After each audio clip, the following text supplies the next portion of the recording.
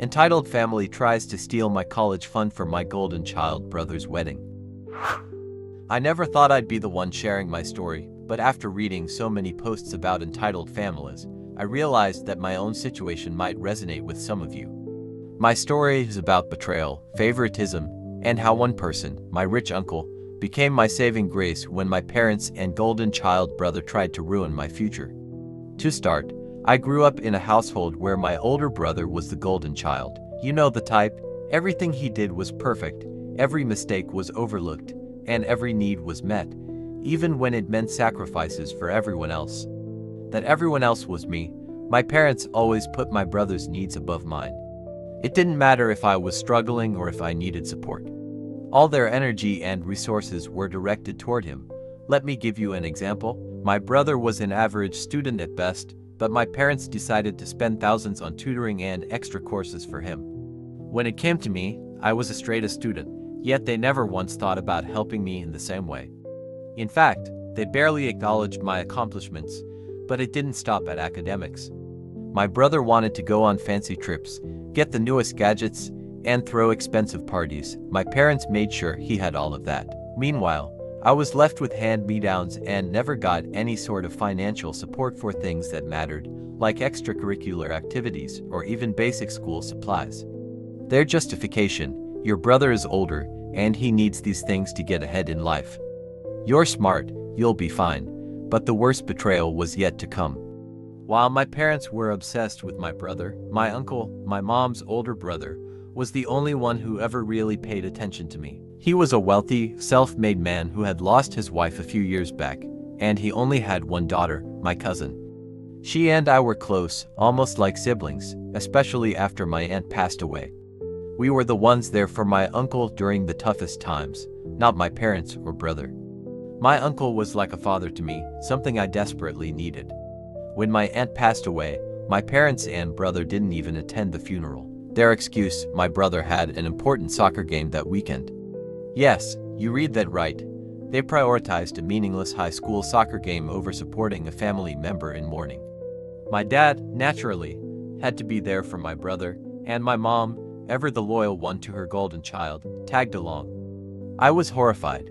My uncle was devastated, and while he never said anything directly, I knew how hurt he was by their absence. It wasn't just that they didn't show up, it was the weak, flimsy excuse they gave. My parents had the nerve to suggest to my uncle that he should understand because family comes first. Yeah, they said that while completely ignoring the fact that he was family. I stayed with my uncle after the funeral, and we grew even closer during that time. I didn't want to go home, where I'd be ignored and left out like always. I wanted to be around someone who cared about me. My parents and brother barely noticed I was gone anyway. Now, here's where things get interesting. My uncle, being the amazing person he is, had been quietly saving money for my college education for years. He knew my parents hadn't prepared anything for me, even though they had spent lavishly on my brother. When my uncle found out that I had been accepted into a good college, he proudly told me he was going to cover all my expenses. I was over the moon, but there was a catch. My parents, specifically my mom, had convinced my uncle to give her the money he had set aside for me, under the guise that they would handle my college expenses themselves. My mom claimed it would be better that way, so everything could be under control. In reality, they had spent the money. On what, you ask? My brother's wedding. I found out through my brother's stupidity. He let it slip during a family gathering when he was bragging about how my parents had covered all the costs for his extravagant wedding. I was shocked and furious, but my uncle, he was livid. When my uncle confronted my parents, they denied everything at first.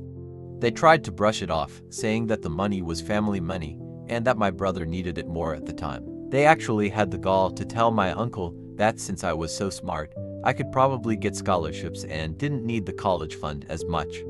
My uncle wasn't having it. He demanded that they return the money or face legal consequences. My parents, in their arrogance, thought they could bluff their way out of it. They told my uncle that he had no proof the money was specifically for me and that he couldn't take them to court without it blowing up in his face. Little did they know, my uncle had kept all the paperwork.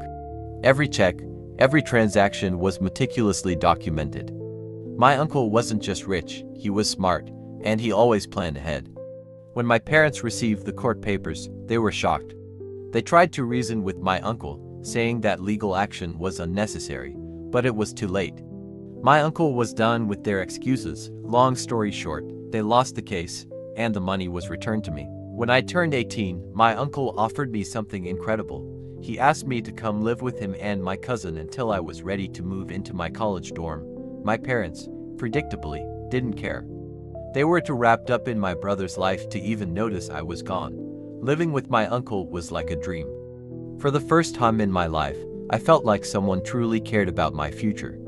My uncle supported me in every way, emotionally, financially, and even mentally. He made sure I was prepared for college, and I promised myself that I would make him proud. College came and went, and I thrived.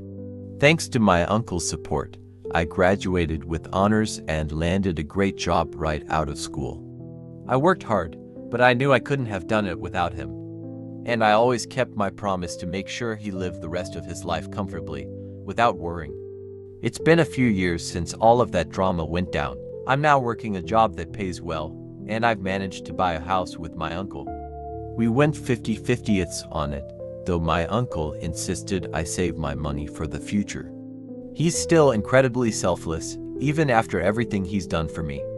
The house is cozy, just the right size for the three of us, my uncle, my cousin, and me. Oh, and my brother, he's still a loser, living off my parents. He never really amounted to anything. He and his wife are constantly asking my parents for money, and from what I hear, my parents are struggling financially now because of it. Karma, right? They've tried to reconnect with me a few times, especially after they found out how successful I've become. But I'm not interested.